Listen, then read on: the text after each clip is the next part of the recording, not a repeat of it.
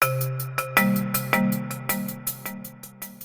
Consumer Electronics Show, or CES, has cemented itself as the world's proving ground for new and innovative technology. From the curious to the downright creepy, there's always something to talk about. Today, we'll discuss the laptops announced at CES that are finding new ways to keep us productive, and we'll unpack the most peculiar products that caught our eye this year. But before we dive in, I'd like to welcome back our regular guest, Nathan Ned Kelly Kettle. Welcome to a new year, mate. Howdy, everyone. I hope everyone had a good New Year's break and a Merry Christmas, and they're all fired up for another year. Yes, nice one. And is it a case of new year, new you? Mate, I don't change much. I'll take that as a no. And making his podcast debut, a warm how do you do to Ben Kirsch. Welcome, mate. Hey, how are you going? Good, mate. It's really good to have you here. It's good to be here. For those who might not have come across you at Fast Track, can you give us a quick rundown of what you do? So I'm working with Ned. We do very similar jobs. We handle the infrastructure for our customers and ourselves. We also help run our Fast Track customer store. And we also handle all of our Logitech voice installs, Control 4 installs, all that good stuff. That's the fun stuff. That's the stuff we love. Yeah, hands-on. Yeah, exactly. So it's good to have you on, and welcome to your first podcast.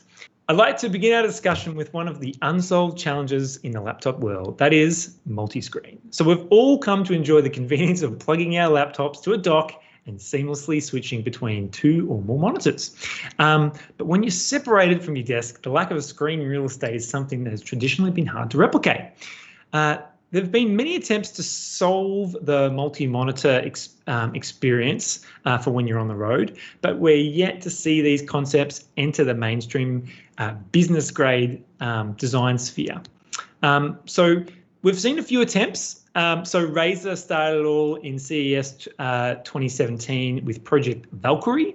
The self-proclaimed world's first triple display laptop was announced at CES 2017, but we haven't seen much of it since. It definitely feels like it's still in concept form and never really left that announcement. More recently, Asus, Kogan, Dell, HP, and many other providers have released portable USB-C monitors, which despite some glowing reviews are yet to take hold of the market.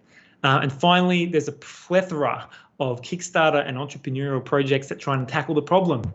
Mobile Pixel has the Trio, Slide and Joy has the Slide, and I don't even know if this is correct, but XBEC, they have the tri-screen product, and they all aim to make multi-screen more accessible to consumers with universally compatible double screen attachments that sit on top of your laptop. None of these products that I describe as business grade or enterprise grade, but at CES, we saw a continued and renewed desire to tackle the multi-screen challenge from Asus and Lenovo. So Lenovo's ThinkBook Plus Gen 2i, thanks for correcting me on the script there, Nathan. It's in its second generation and is a little different to your standard laptop. So boys, tell me about it. Well, other than being a little bit more of a mouthful than the previous generation, the main change that users are going to see to the ThinkBook Gen 2i will be an upsizing of the outside screen. So if you can just visualize with me for a second, if you're listening in and not viewing this on a video feed, then you've got the traditional laptop screen on the inside. This actually puts a screen on the lid, essentially, of the laptop itself. So the previous generation was a 10.8-inch touchscreen. And Lenovo have upgraded that to a 12-inch screen, so a little bit more real estate, and they've also upped the resolution of this screen to be 2560 by 1600, which for those of you who have this product would know that is actually the same resolution as the main screen. So what it means is that the applications are no longer having to resize to the resolution when you're switching between the two. So if you're working on it and then you close it and want to use it in some sort of tablet mode, then there's no bugs and things happening like there was with the first generation. So that's a really cool fix that Lenovo have brought to the table with this second generation. So for me, the thing that stands out is the e-ink display. Ben, keen to get your thoughts on some of the good uses for the e-ink display.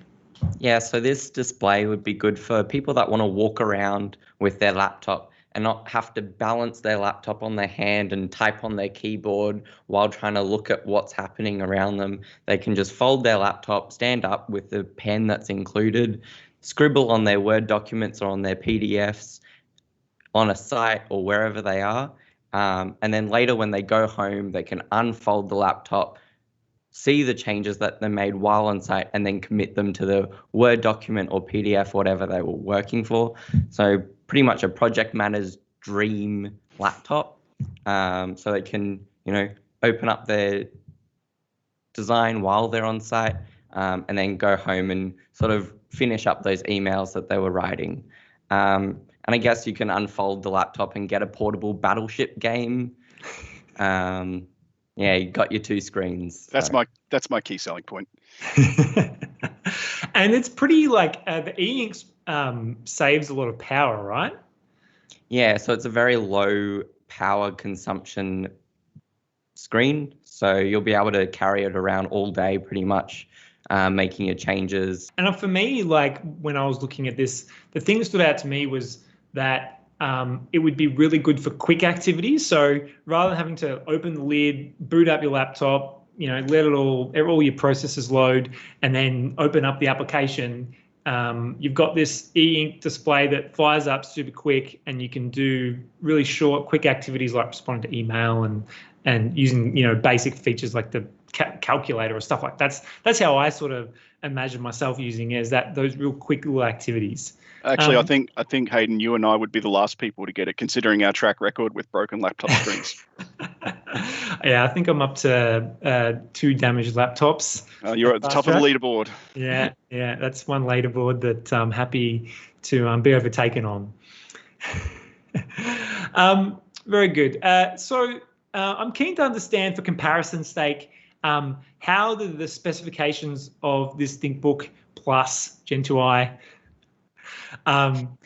compare to a Surface Pro or a traditional ThinkPad style laptop. They're still using the same process technology for their processors.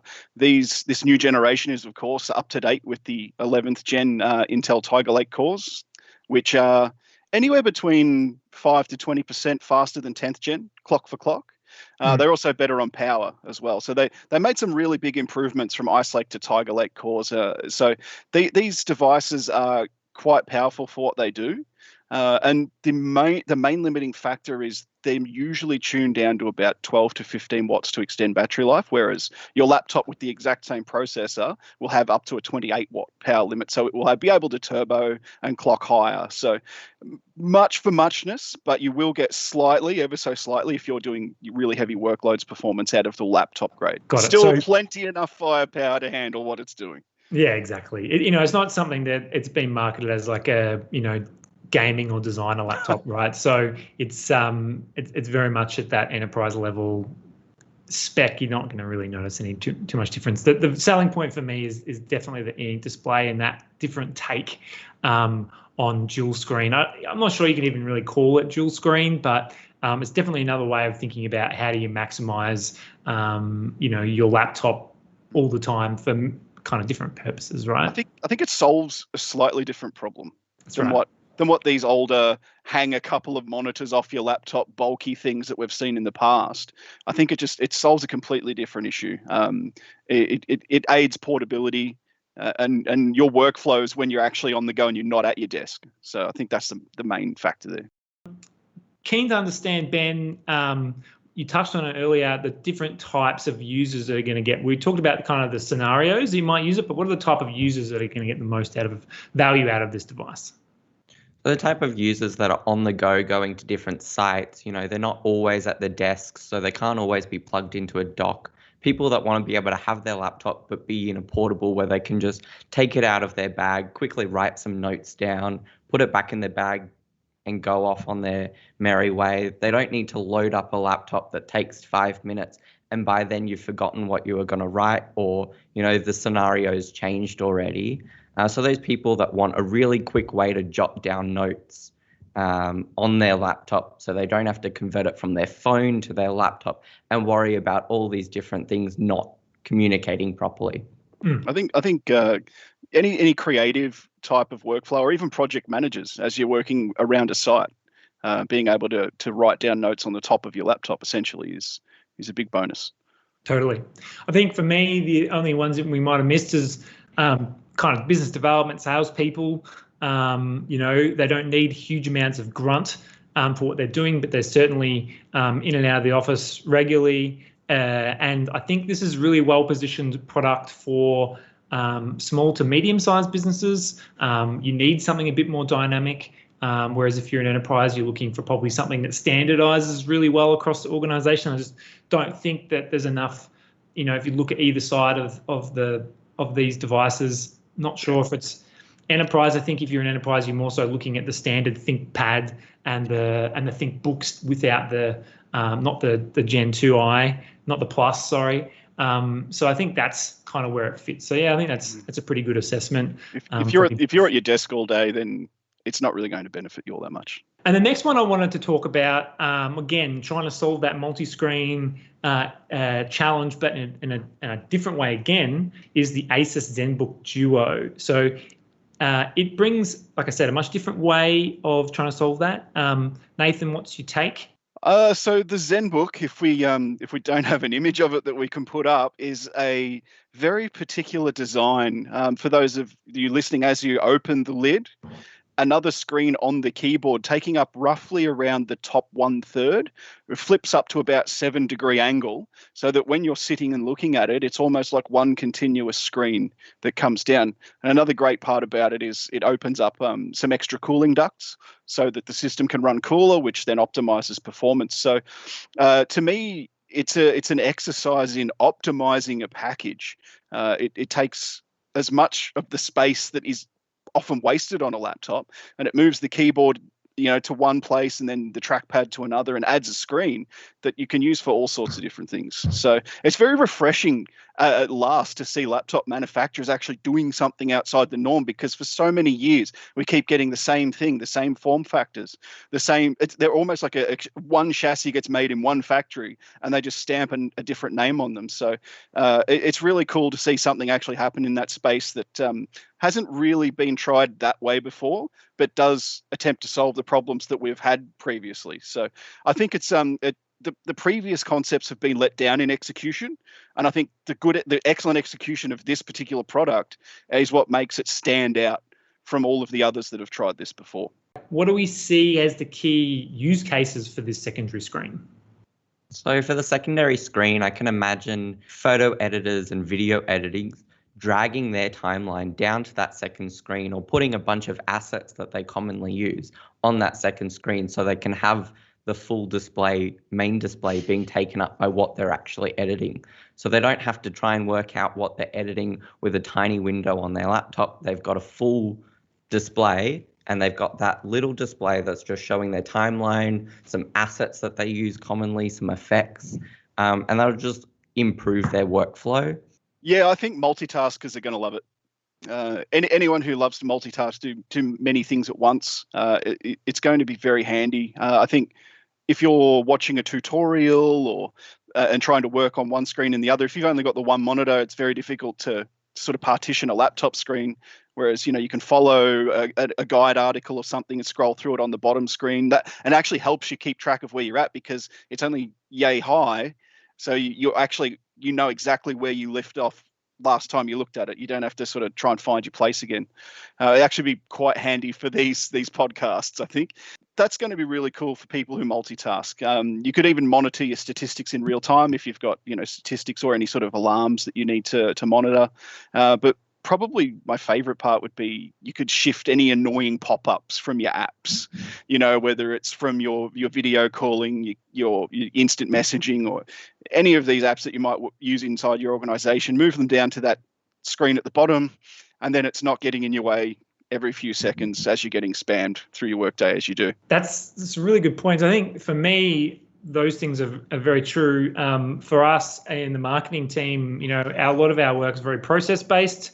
So totally the being able to have like a guide article open, a wiki article open to help you follow that process, fantastic. The only other thing is we also, I'm still a bit manual. I still write down my task list at the start of every day. It's just a cathartic thing. But to have the task list on a secondary screen while I'm, working remotely or on the train or something, you're not going to have your notepad on your leg. That's just, it's not very functional, right? So being able to have your task list for the day up on a secondary screen while you work. For me, I'm just trying to, take this back to a business perspective. If I'm an IT manager or someone who's responsible for procuring devices and setting standards at a business, what type of user is going to be getting the most value? Who's going to, if you can create like in marketing speak, you call it a persona, what kind of audience would you standardize this laptop for? I think anyone that's going to be multitasking, video editors, photo editors, anyone that needs to have just another extra screen to see something. They don't necessarily need to engage with that screen, but just to have a little bar that says, alert, your servers have died.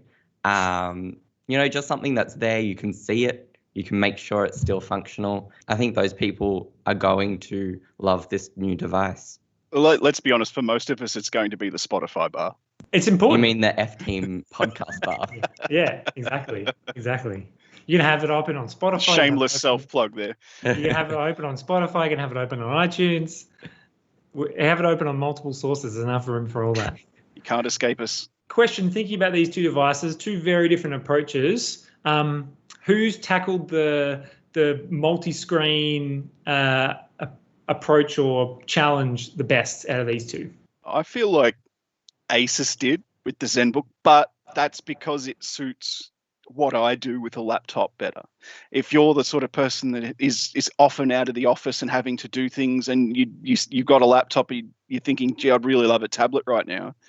Or you do have a tablet and you wish, gee, I wish I didn't have to carry around two devices and keep two devices managed and charged and documents open across them, then you're going to think that the Lenovo did it better. But I think the engineering challenges behind what Asus did with the raisable screen and the extra airflow and the way it all works mechanically, that's just outstanding. Not to take anything away from Lenovo. I don't want to take anything away, but yeah, that's just my take. Everyone's going to be different. Yeah, absolutely. Everyone's different. I'm on the go. I'm at sites. I would love to be able to have a tablet that I could jot down my notes, make sure that I'm installing everything correctly, make sure all the configs are done right. And then when I get back to the office, I can, unfold it, have my laptop. Whether the ThinkBook solves the problem that the old 2-in-1s with the folding 360 hinge didn't solve, I'm not too sure, but be interesting to see. So your pick, without actually playing with one yet, is the Lenovo? Absolutely, hands down. Nice. Well, no one asked me, but I'd definitely be going for the Asus. Just that second screen, doing design stuff on the go, that's my bag. So I think that gives you the richest, best experience. For me, I'm happy to spend an extra 30 seconds booting up my Surface at the moment to do little tasks, and I'm not on the go that often. I'm usually parked at a desk, luckily for me. So that's my pick. The other laptop I want to talk about today was from Microsoft. So Microsoft, although they were very quiet this year at CES, they did manage to sneak in the release of the Surface Pro Plus for Business. That's just borrowing from different naming conventions from Microsoft. It's actually the Pro 7 Plus. Oh, sorry, Pro 7 Plus for Business. Say that 10 times fast. Yeah.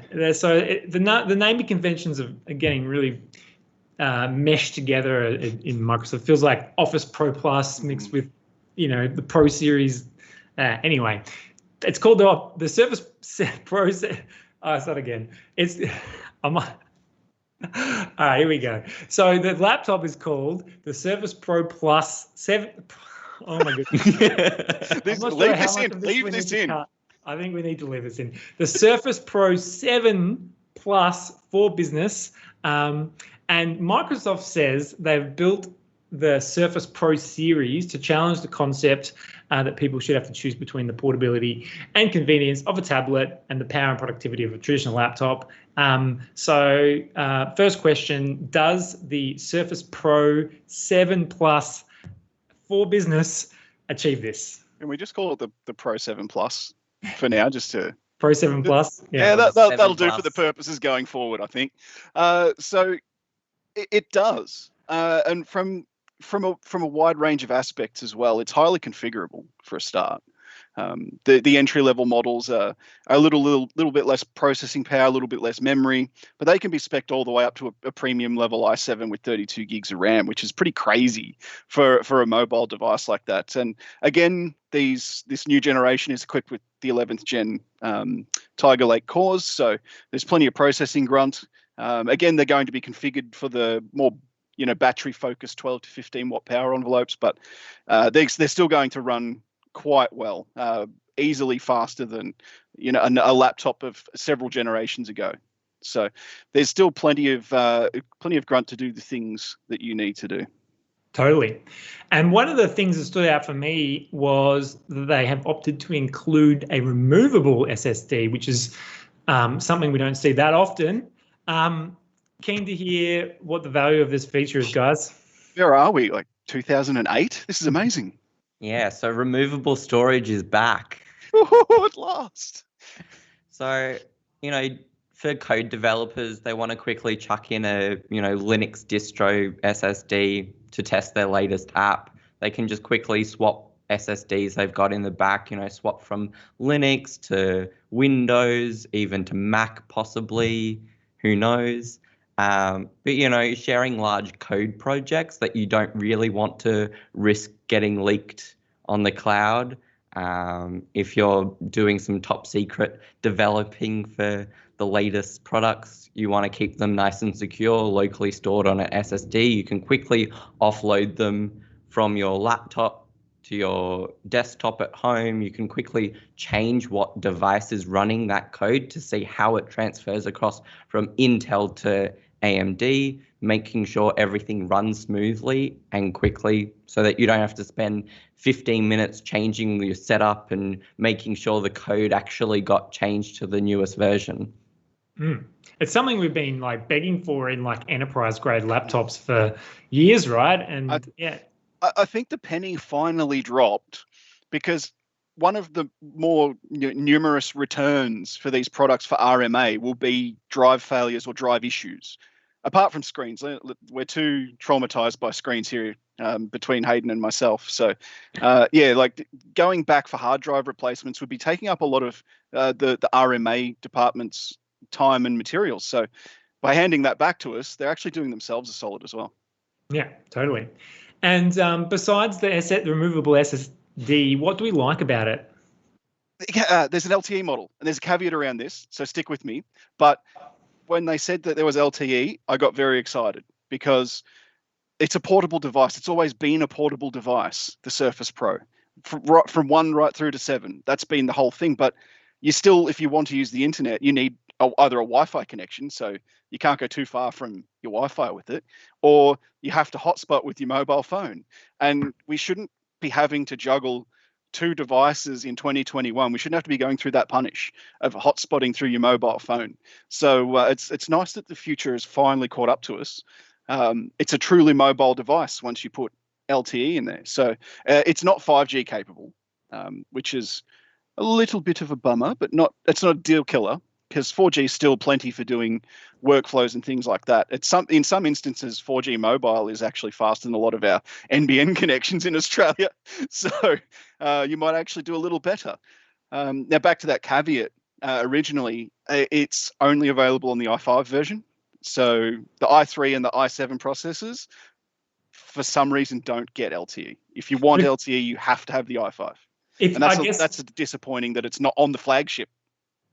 It's a shame. It is a shame. But if you think about it, the types of users that are going to be leveraging this sort of product on the go, doing work stuff, it's going to be the people that don't desperately need the i7.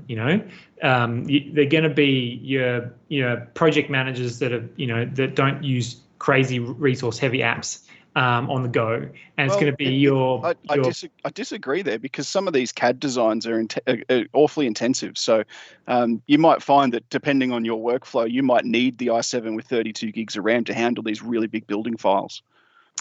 True. You'd also be surprised about how much large Excel spreadsheets take up.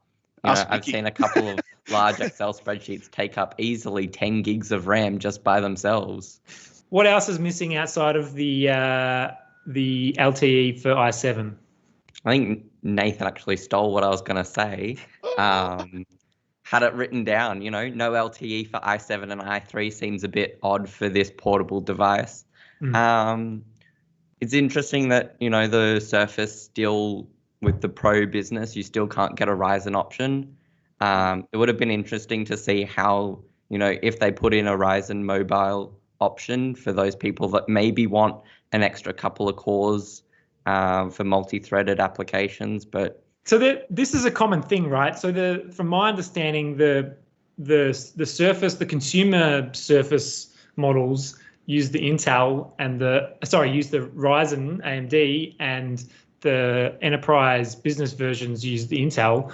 I think we might have touched on this in a previous webinar, podcast, but it might be worth just briefly mentioning it. Do we have any theories about why this is the case?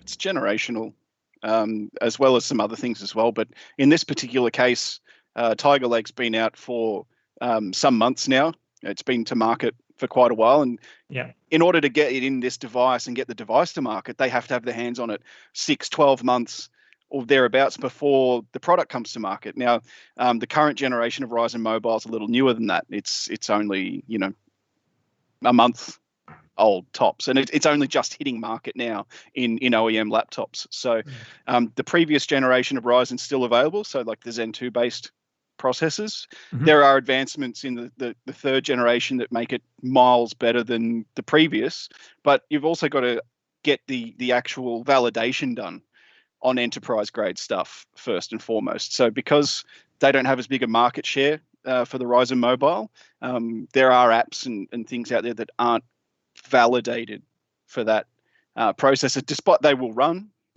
perfectly fine. It's a processor, but they have to be validated for certain businesses. They need to know that their apps are going to run before you go and spend all those thousands of dollars on your mobile devices. So it comes down to, I think, those two features. As we know, CES delivers innovative ideas and products each year, but for every business-ready or consumer-ready, award-winning product, there's at least two really weird technologies that either promise to make our lives better or make us question the sanity of some of these venture capitalists who are investing in these products. So with that in mind, I asked Ben and Nathan to bring two pieces of weird technology that was announced at CES that would change their lives for better or for worse. So Nathan, we might start with your first product. What's your product? Well, you certainly gave us a lot to choose from, because CES never disappoints on the crazy front. But for my change for the better that could really help ourselves personally as well as society is GM's announcement of their concept of a hover taxi, essentially. It's got a much longer name, and given our history with long names in this episode, I'm not going to attempt it. So we'll refer it as hover taxi from now on. So it's a quad rotor drone with one seat. So, if you need to get somewhere, you jump in the drone and it takes you to where it needs to go. And it can do up to 55 miles per hour, for our American viewers, and 90 kilometers an hour for our everywhere else viewers, I guess. So, a really cool little piece of kit. I think it's got some major advantages for our society as it is. So if they can get something like this working, it can really solve a lot of traffic issues, for one. As populations in cities rise, the amount of space is static. So the roads are only so wide and so long, so you can only fit so many vehicles on it. And every year, as you know, you go into the city, it gets worse and worse and worse. So if we can start to allow traffic to scale vertically, They don't have to fly 100, 200 meters, 300 meters up in the air. We can actually have vertical lanes along our roads that way, and we can sort of scale that way. So that's a really cool way of fixing up congestion. Because how many times are you in the car on your own heading to work or going somewhere? Most cars you see on the road have one, maybe two people in them. So it's a much cooler way of doing things with regards to getting that capacity. But also the drive is automated. You're not at the wheel. You get in it, and it using GPS and tracking and sensors takes you the place that you need to go. So it frees up your time. Suddenly your half-hour commute or wherever, you've got that back. Asus laptop, with your extra screen and watching the Fast Track podcast. That's the way. And just being able to travel in straight lines rather than following the contour of the land can actually decrease travel times as well. So, it's something that we've been dreaming of since the Jetsons aired back in, I think, the 50s or 60s. So, everyone thought we were going to have this at the year 2000, that we'd be flying around in the air. So, there's obviously a lot of water to flow under that bridge before that's a product, and we could be sitting here in 2050 talking about it still. It depends on how the market responds and how much it costs, I guess. But it's something that it seems so. It's not groundbreaking or earth-shaking, but it could have a really big benefit to the way we live. Totally. Look, it's a pretty exciting concept, and we must stress this is there's no product. It's a 3D render they presented.